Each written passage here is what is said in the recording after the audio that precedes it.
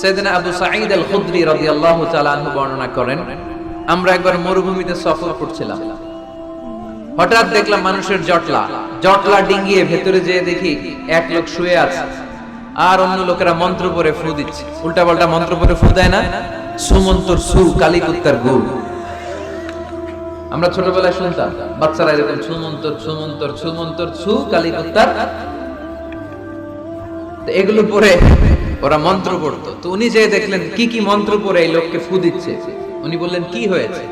সবাই বলল আমাদের নেতা সাইয়্যিদুল হাই, হাইমানি গোত্র, এই গোত্রের নেতা সাপ কামড় দিয়েছে, বিষে এমন নীলাভ হয়েছে দেহ মনে হয় মারা যাবে। কি করা যাবে? তোমরা কি কোনো রুকিয়া ঝাড়ফুঁক জানো?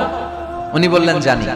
তাহলে আসো একটু ঝাড়ফুঁক করো। উনি বলল শর্ত আছে, আমাদেরকে ছাগল দিতে হবে, এক পাল ছাগল। আরেক বর্ণনায় এসেছে 30টারও অধিক ছাগল। সবাই বলল আমাদের নেতা, এর যদি কিছু হয়ে যায় আমরা নেতৃত্ব শূন্য হয়ে যাব, ছাগল লাগুক আর ওট লাগুক, তুমি আসো। বাড়ি বাড়ি যে ছাগল এনে, ছাগল রেডি। সাইয়েদনা আবু সাঈদ আল খুদরি রাদিয়াল্লাহু তাআলা আনহু পড়তে আরম্ভ করলেন, আলহামদুলিল্লাহি রাব্বিল আলামিন আর রহমানির রহিম মালিকি ইয়াউমিদ্দিন ইয়্যাকা না'বুদু ওয়া ইয়্যাকা নাস্তাঈন اهدنا الصراط المستقيم صراط الذين أنعمت عليهم غير المغضوب عليهم ولا الضالين। পড়েন আমিন। উনি এটা পড়ে ফু দিলেন। ফু দিতে দেরি, মুহূর্তের মধ্যে সোয়া লোকটা বসে গিয়েছে। আবার ফু দিছে, এবার দাঁড়ায় গেছে। আরেকবার ফু দিছে, হাঁটতে শুরু করছে, একেবারে সুস্থ। সবাই তো অবাক, টাসকি খেয়ে গেছে। আবু সাঈদ আল খুদরি রাদিয়াল্লাহু আনহু বলে, টাসকি ফলে খাও, আগে ছাগল দাও। কারণ ছাগল দেওয়ার কন্ডিশন ছিল না, ওরা ছাগল নিয়ে আসছে। সাইয়েদনা আবু সাঈদ আল খুদরি রাদিয়াল্লাহু তাআলা আনহু আনন্দে এবার ছাগল নিয়ে সাহাবাদেরকে নিয়ে রওনা। পথিমধ্যে লেগেছে প্রচন্ড ক্ষুধা, তখন তারা কয়েকটা ছাগল জবাই করে খেয়েছে। খাওয়ার পরে পেট যখন ঠান্ডা, তখন ব্রেইন সচল।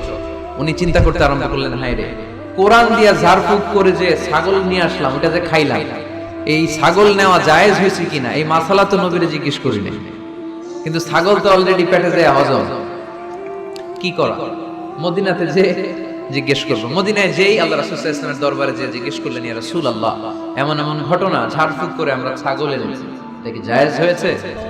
আল্লাহ রাসূল সাল্লাল্লাহু আলাইহি ওয়াসাল্লাম বলে, জায়েজ হয়েছে মানে অবশ্যই জায়েজ হয়েছে, কোরআনের দাম বাড়ায় দিয়ে আসছি আমি। ছাগল কিছু থাকলে আমার ঘরে পাঠায়। সুবহানাল্লাহ পড়তে পারলেন না?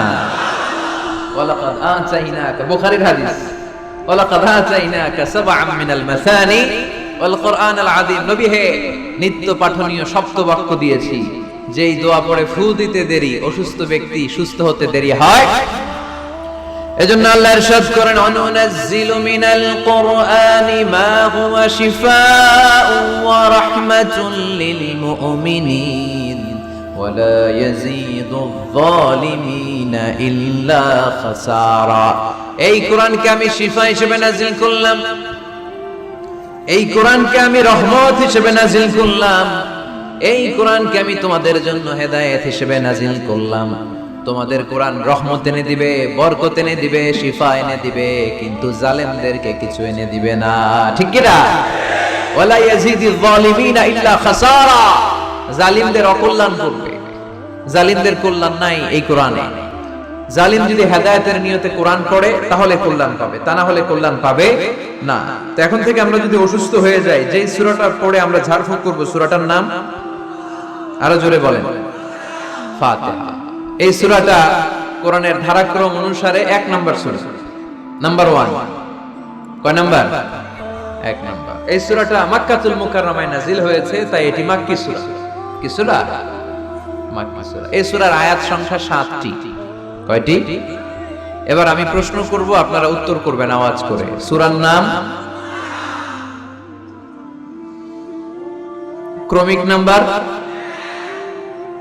আয়াত সংখ্যা। সূরাটা মাদানী। কি সূরা? মনে থাকবে তো? আসলে প্রতিদিন এই সূরাটা পড়ি, এই সূরাটার তাৎপর্য কি, মর্মবাণী কি আমাদের জানার দরকার আছে না? কিন্তু আমরা অনেকেই জানি না। জানি আরব বিশ্বে দেখবেন ওনারা যখন তারাবির সালাত পড়ে আযাবের আয়াত আসলে কাঁদে। পাকুন্দিয়ায় আপনারা কাঁদেন? জান্নাতের আয়াত আসলে দরাজ গলায় তেলাওয়াত করে। আপনারা কি করেন? আমরা করি না। কারণ ওনারা কি পড়ছেন সেটা তাৎপর্য আর মর্মবাণী ওনারা অনুভব করছেন। গত বছরের আগের বছর না গত বছর আমি হজে শাইখ আব্দুর রহমান আসুদাইসির পেছনে নামাজ পড়লাম। উনি যখন সূরা কুরাইশ তেলাওয়াত করছেন ফালিয়াবুদু রাব্বা হাযাল বাইত, এটা বলে তিনি কেঁদে দিলেন।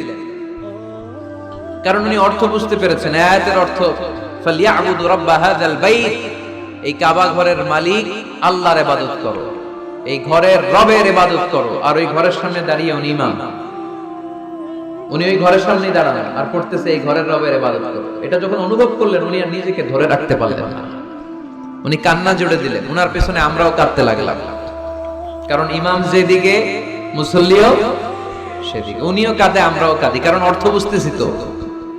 আবার জান্নাতের আয়াত আসলে এমন সুরের ঝংকার তুলে তিনি তেলাওয়াত করে, মনে হচ্ছে যেন এখনই উপর থেকে রহমত নাজিল হচ্ছে, ঠিক কি না? আমরা যখন তারাবির সালাত পড়ি আমাদের কখন যে আযাবের আয়াত গেল, কখন যে জান্নাত গেল, আর কোন দিক দিয়ে জাহান্নাম গেল, কোন দিক দিয়ে ইউসুফ নবীর কাহিনী গেল, কোন দিক দিয়ে আমার নবীর ঘটনা গেল, কিছু টের পাই। শুধু আমরাই টের পাই না এমনটা না, যিনি পড়াচ্ছে উনিও টের পায় না, ঠিক কি না?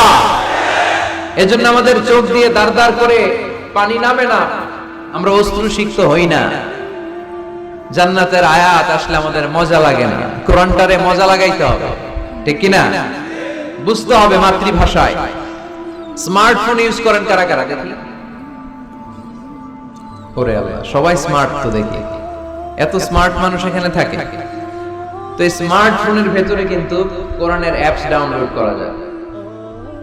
কোরআনের অ্যাপস ডাউনলোড করবেন, করে আপনি পড়বেন, যা বলার আল্লাহ সব বলে দিয়েছে, নতুন করে আর কিছু বলবে না।